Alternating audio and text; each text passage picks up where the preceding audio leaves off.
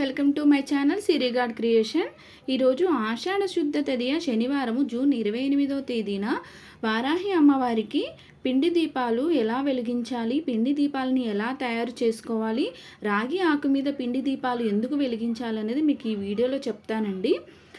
మీరు పిండి దీపాలు తయారు చేసుకోవడానికి ముందుగా కావాల్సిన మీ పిండి దీపాలకి ఎంత సరిపడే పిండి కావాలో అంతా మీరు పిండి తీసుకోవాలండి. దాంట్లో సువాసన గల పచ్చకర్పూరము, ఎంతో సువాసనమైన జవాది పౌడరు అమ్మవారికి చాలా ఇష్టం అండి. జవాది పౌడరు ఇది కూడా రెండు కలుపుకోవాలండి. ఇంకొకటి ఇలాచీ పౌడరు కూడా నేను కలిపాను, ఎందుకంటే చాలా సువాసభరితంగా ఉంటుంది.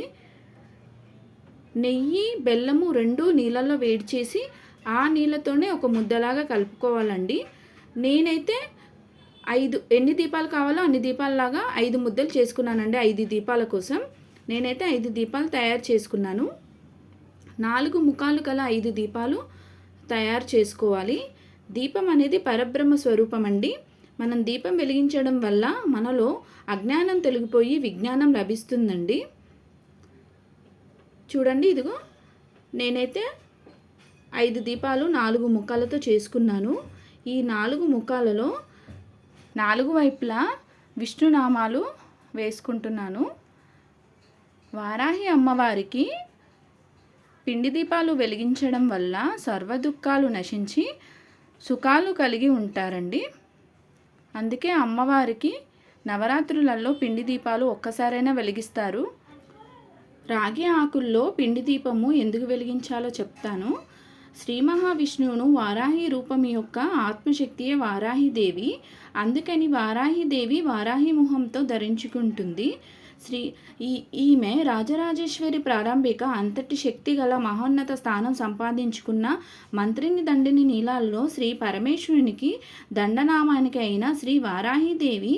ఈ శ్రీ వారాహిదేవి చక్రంను దివ్యరథములను అరిష్టించి వారాహి మొహం కలిగి చతుర్ముఖాలతో చక్రమును సముద్రములను మునులను ఆయుధాలను ధరించి మరో 2 వస్తాలలో పరమైన యుద్ధాలతో దర్శనమిచ్చెను.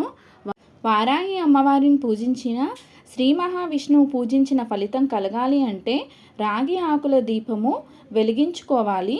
వారాహి అమ్మవారు శక్తి నిగ్రహ కారకురాలు. ఈ అమ్మవారిని పూజించడం వల్ల తన భక్తులకు విజ్ఞానంలో ఆపద కలగకుండా అమ్మవారు ఎంతో మేలు చేస్తుంది. అమ్మవారికి ఈ రాగి దీపాలు వెలిగించడం వల్ల ఆయు ఆరోగ్యాలతో అమ్మ మీకు కోరిన కోరికలు తీరుస్తూ మీకు ఎల్లప్పుడూ తోడుగా ఉంటుంది. లలితా పరమేశ్వరుని సేనీయులకు శక్తి కణములకు ఈ దేవి అధినేత్రి. అమ్మకు ఇష్టమైన చిలకడదుంప ప్రసాదము, బెల్లంతో చేసిన పానకము కూడా రోజు పూజలో సమర్పించుకోవాలి. మీరు నిష్టగా అమ్మకి ఏ విధంగా పూజ చేసినా కూడా అమ్మ, నేను చేసిన పూజలో ఏమైనా తప్పులు పొరపాట్లు ఉంటే మన్నించి ఈ 9 రోజులు నిష్టగా నీకు పూజ చేసుకునే భాగ్యాన్ని నాకు కలిగించమ్మా అని అడగండి. మీకు ఈ వీడియో నచ్చినట్టయితే లైక్ చేయండి, షేర్ చేయండి, సబ్స్క్రైబ్ చేయడం మర్చిపోకండి. మీకు ఉపయోగపడే మరికొన్ని వీడియోతో మీ ముందుకు వస్తాను. Thank you for watching.